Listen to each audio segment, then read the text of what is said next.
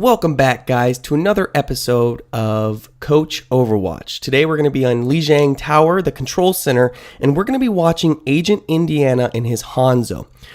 If you look at the top, we've seen two matches already, and the reason I'm not diving into those is, number one, I don't want to make a 45-minute long video and put you all to sleep, and then number two, please do not take this as a bad thing, but there was a lot of character swapping, and in an Overwatch match, I think that's a very wise thing to do because what you're doing is assessing yourself and saying, okay, how am I being helpful? How am I not? And then switching on the fly, both to counter the enemy team, but then also counter some of the shortcomings that you have as a player. So just always be thinking, can I be more useful playing as such and such? Or, I am not doing very good as my Torbjorn, so I'm going to switch to Genji.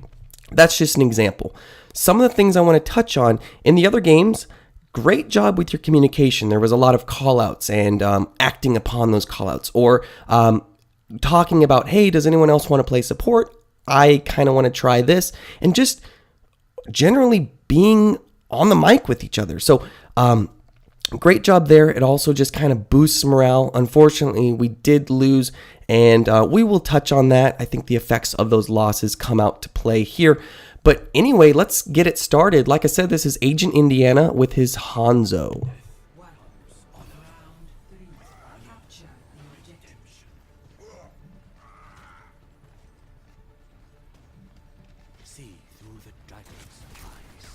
Okay, so right off the bat here, your pulse arrow is a very, very valuable tool. However, in my opinion, instead of shooting it into just the general area that we can expect players to be, it's just a little bit wiser to mark those flank routes, because as you'll see, that D.Va does manage to sneak out of nowhere. Just be mindful, plan ahead, just say, you know what, we know that they're going to funnel, come in through here, just shoot where you think people are going to be. And even if they're not, well, here they all come through the funnel. So let's watch the team fight.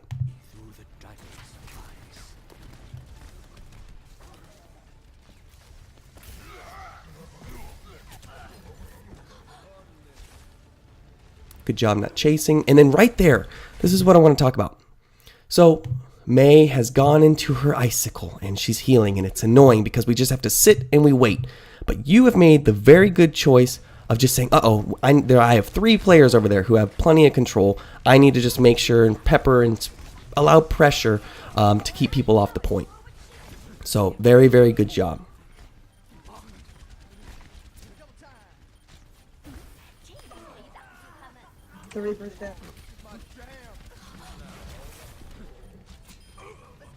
And that was a good team fight. So you're taking the point. I'm just going to go back in time so we can kind of talk about the things that I've observed.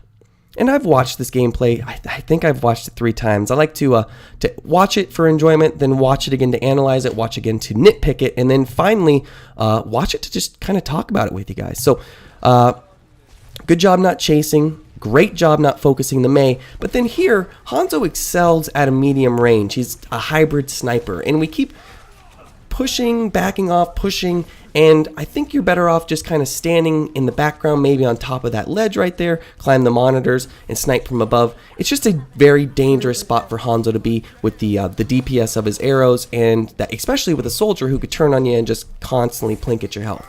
But anyway, it all worked out in the end. Just be mindful, hey, I'm a medium range character and you'll be a lot safer, plus you'll still be doing damage. Now I have to go back to this topic. And so we've gotten our team fight. Like I said, just stay back a little bit, be safe, and snipe from a medium range. There's our Mei again. She pops her wall and you say, you know what? I don't need to chase her. You whip around and you snuff the Winston. So great job. Good on you. He just had enough people to take care of her, so that was awesome. Good mark.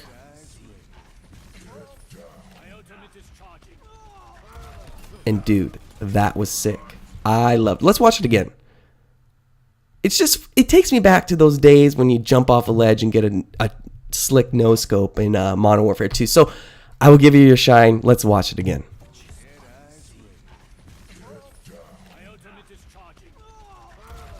Ooh, that's nasty. But here comes the problem. I remember playing Call of Duty 4, doing a 360 no scope, getting it, and then I had that high, I had that rush of, can I get another one? And here I just think we get a little bit too greedy going for those shots. I think it was really cool, but remember, our team needs us. And there's another one.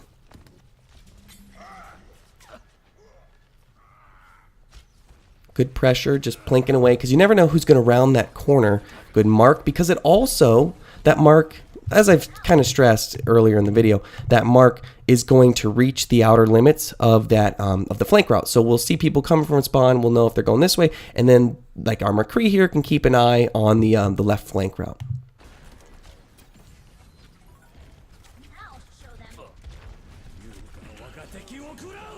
All right. Words I do not have for you. This was a well-planned ult. You shot it a little bit ahead of where everyone was going to be, giving it that lead time and to form and take damage. I don't know what happened. I can't give you any advice. I don't know if there's an animation cancelization you did, but it's just more of one of those WTF moments that, thanks a lot, Overwatch, you suck. Otherwise, it was a well-planned out ult, just kind of a letdown.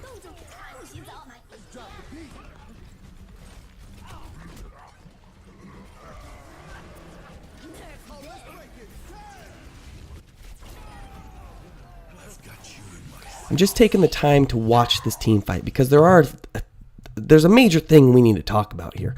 So we have our ult, and then suddenly we're engaged in a team fight, or actually lack thereof, because that's what I want to talk about. On a lot of Overwatch tip videos, we have to understand when the cards are stacked against us. We have way too many of the enemy, and we are but a lonely Hanzo. So, there's a moment where, right here, she has lifted her wall. It blocked an ult, and it's bought you some time. We have two people down, and this is the prime moment to say, uh-oh, I just need to admit defeat, swallow the pride, and get out of here. Because there's really nothing we can do, and there's nothing worse than stacked teammates. And we've heard a lot of this before, but so stacked teammates is when we have two in the fight, they get taken out. Then another two or the three or whoever. Basically, the odds are against your teammate 100%. Teammates speak 100% of the time. Look, we have a Roadhog, we had a Lucio on the other side of the map, and everyone's just, well, broken up. And it does end in a loss and them taking the point. Here, you could have just darted in that back flank, regrouped with your team, and come back with full force. So take a moment, just know it's not going to end well. And just run. It's A-okay. It would have been a lot better just to regroup with the team and come back and really kick their butt. Because you guys, as a team, you'd put up really good fights. So let's just catch up back to the action.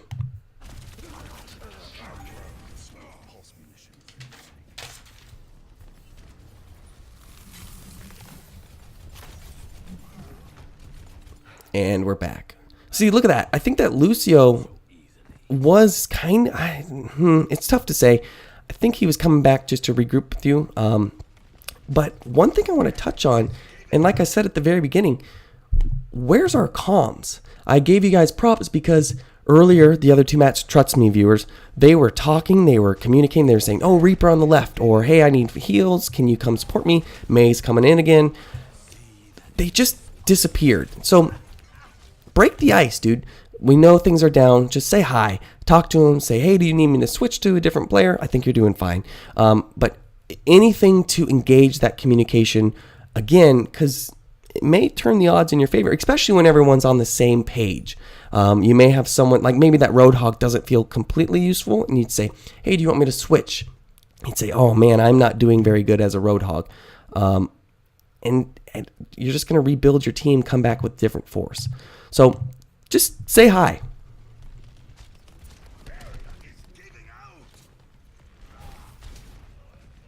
Just another team fight. Good mark. And great job here just respecting your optimal range as Hanzo. And unfortunately, this ultimate, in my opinion, just wasn't necessary. You had known where everyone was right about here. And I know you didn't have it, but you were close enough to have it. And we could say, okay, we see them grouped up around the point, and earlier you did a very good job at predicting where they were going to be. So we could have used it there. And let's check our time. So we've lost track of them at 13:07, 13:08. So 4 seconds has gone by. That's enough time for Soldier to use a sprint beat, well, up there where the battle was just happening, or anyone to retreat this way. So we have no idea what lies ahead. So we just blindly use our ult. And it just doesn't work. Some will argue that it's a very good zoning tactic. It'll split apart the team. Some will go over here, some will go over there, which, okay, it can happen. But I think that the ultimate is a lot better just using it as a planning tool, saying, oh, they're clumped up. Let me go back. Bear with me. So, So we're clumped up here. We could predict, oh, they're going to go up there this way. They might retreat. You just need to watch, and it just takes a couple seconds for you to say, oh, they're going to bunch up probably behind her defense matrix, and then boom, catch them.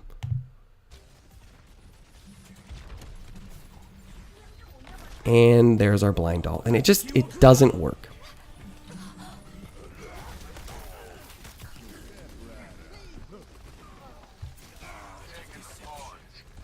Okay, so you were 2 for 3. Earlier, you did not focus the Mei, who had 3 people around her. Then, you did not chase the Mei again and caught the Winston as he was coming up behind you.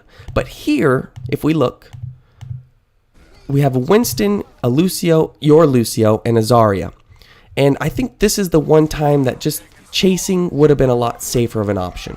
And you'll see why in a second. But in my opinion, if Zarya doesn't have her damage boost because of her bubble, or she didn't put it on the Lucio, between the two of them, there's just not enough damage going to the tank. You could have just, I know that our scatter arrow's on cooldown, but during that fight, there are just plenty of things that you could have done to made it a lot easier and put their tank way back in spawn.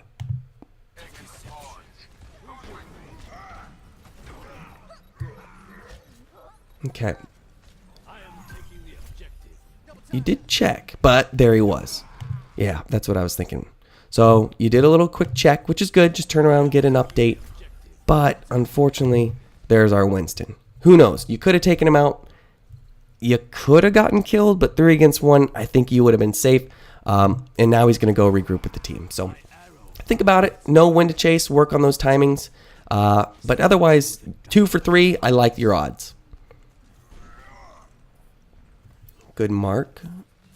And then right there, the footage is too small to see what you hit, but I'm just glad you're peppering, you're good zoning, you're backing off. So this is optimal distance for Hanzo. And accuracy really doesn't matter. Just keep shooting down shots. If it doesn't hurt. So good job. Right there, though, I don't agree with. We've marked the middle of the hall, and let's see what happens. Boom. And we're frozen. So I have watched this footage, like I said, multiple times, over and over again before. That way it can be just a honest assessment and have a little bit of structure, know what's going on. And I have watched this so many times, I don't know where that Mei has come from. The problem is you had an arrow, and you can think, all right, we have some people fighting over there. You can shoot the arrow over there. Just by projection and predictions, of where the ultimate came from. She must have come from above over there. Your sonar arrow is a very valuable tool. We did not need to waste it right here just because we know there's 2 people behind a pillar. So keep an eye on those flank routes. Avoid these situations as much as possible. Luckily, you get out of it, but we could have just avoided it. That Reinhardt could have caught Mei by surprise. Just think, let's shoot my sonar Let's shoot my marking arrow just in oddball places for the odd chance that something does happen.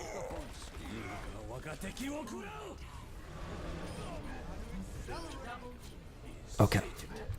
So I needed to give some times. We could talk about the Mei flank, and I wanted to watch this team fight because we need to talk about yet another ultimate usage. In my opinion, this ultimate did work out for you guys. It kept them from coming into the point to continue the contestation. Is that the word? And anyway, they could have continued contesting the point it was still a little blind. Earlier, you did a very good job at predicting where they're going to be. Obviously, I shouldn't say it like that. In my opinion, I think the enemy team would have used those back monitors as cover, so shooting it to the right a little bit would have caught them as they ran for cover or tried to retreat. Here, it just was blind. You do get a double kill, and we could argue, yes, it stopped the enemy from approaching through that main funnel. It wasn't perfect. So be mindful, think about where the enemy is going to be, not necessarily where they are. So let's just watch the end of the match.